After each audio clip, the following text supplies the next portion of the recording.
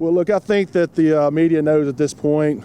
Chief Dean Scott submitted his resignation yesterday, January 18th, 2024. I just spoke with the men and women of the Pearl Police Department, certified officers, and as well as the support services, providing them a message of encouragement.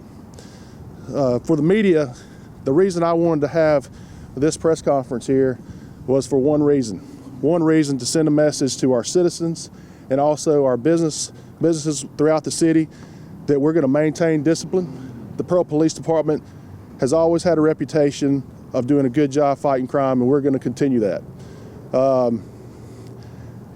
Even though, here on local social media platforms, you have administrators that are cowards and like to cause disenfranchisement to our people, my message to them is that's not the truth. The truth is, locally, is that we do a really good job. Our solvability rate from our criminal division to our narcotics division to our patrol division, they do a very good job. And that's shown in operations each and every day. I just told our police officers and our support staff inside that during a transition phase like this, we can't not think about the great things that are happening in the city. We have more business development than we've ever had. We've done more infrastructure than we've ever had in the history of the city of Pearl. And one of the main key components why we're able to have those things is because of the men and women of the Pearl Police Department. So a friend of mine once told me, and I believe this, and I told everybody inside the police department a while ago that in life there's variables that you can't control, no matter what. But your response to a situation directly controls the quality of your outcome. And so moving forward today, the Board of Aldermen and myself are committed to go out on a search and bring a chief in. Once that chief is established, he himself or she will provide an assistant chief of their choice and put before the board, and we will move forward. But again, I want to thank the men and women of the police department of what they do each and every day. I would put them up against any police department in the state of Mississippi. I'll take any questions right now that I can answer. You obviously know it's a personnel matter.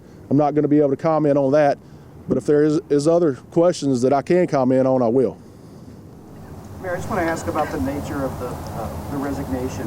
Was this Chief Scott's decision, or was this something that was asked of him? Chief Scott made this decision on his own. And I respected that. And again, Dean has 33 years in law enforcement. And so he has his retirement time in place. But yes, it was his choice. Can you speak to any reasons that might be behind this? CJ, I can't. I mean, that would be going into personnel matters, and I just really don't want to discuss that topic. I can't discuss that topic because all these things were handled in executive session. The only reason I even ask about that is because, you guys met a day before the resignation, had a meeting, went to executive session to discuss a personnel matter within the police department. We're behind closed doors for almost 30 minutes, came out with no action taken, and then, a day later, the chief resigns. Right. Well, I see what the optics are on that, but again, I'm not going to discuss what was in that meeting. That'd be a violation of state ethics. So is it in fact true that the former police chief was double dipping between county and police? There is no evidence that's been substantiated. We have not been provided any of that information. It has not been provided to us. The main message today, again, coming out here to talk with you all, is to make sure that our citizens know and our businesses know we're going to keep doing what we do, and we're going to take care of our people. And that's what we do in Pearl, Mississippi. From the police department to public works to the fire department, all the way down to our county department, we try to serve as best as we possibly can each and every day. Mayor, since our story, has the state auditor's office reached out to you or the police department, City Hall, asking for documents, asking for information regarding our investigation? Yeah, they have provided a request for documents. you obviously know that just because there's a request for documents, there has to be a finding involved with that. There's been no findings involved with that at this time. And do you have anything to say to the residents who maybe feel like, this happened out of nowhere and without any reason or anything? Well, it's kind of like just what I said a while ago. Things in life happen. And you can sit around and you can twiddle your thumbs and not do anything, but you can take aggressive action. And our playbook here is to go out and target a person to go back in this position that's been successful in the current position that they're in. That is what we're going to be collectively looking at different candidates throughout the state of Mississippi, not just in the metro area. And we're going to see who's best suited to come in here and lead the Pearl Police Department. But again, like I said, there's people all the time that like to, y'all know as well as I do, on local social media pages, they love to provide disenfranchisement to a city or to a community when there's a lot of things that are going on good. And we can count many of our blessings that we have each and every day. So this is just a transitional phase. It's part of people resign, people retire, people do other things each and every day of their lives. So we're just going to be aggressive and make sure our people within our city and our businesses know that we're going to move forward. And just to be clear, just to reiterate, Mayor, are you saying that you don't believe that our findings, our investigation had any role in the chief's resignation yesterday? No, CJ, and I'm not trying to discount you. Don't think that I am, but it doesn't. And when the state auditor's office inquired for documents, were those documents directly related to? It was directly related. It was directly related. To the police chief? Yes, and I think CJ knows that. But we provide, and I'm being transparent here. So we provide all the information that we need to Mr. White's office. We've complied. But again, once you submit that documentation, then it's their job to determine whether there's a finding or not to move forward. There's been no finding at this time. Are you able to specify the documents? Well, it's a laundry list. So no, ma'am, I can't.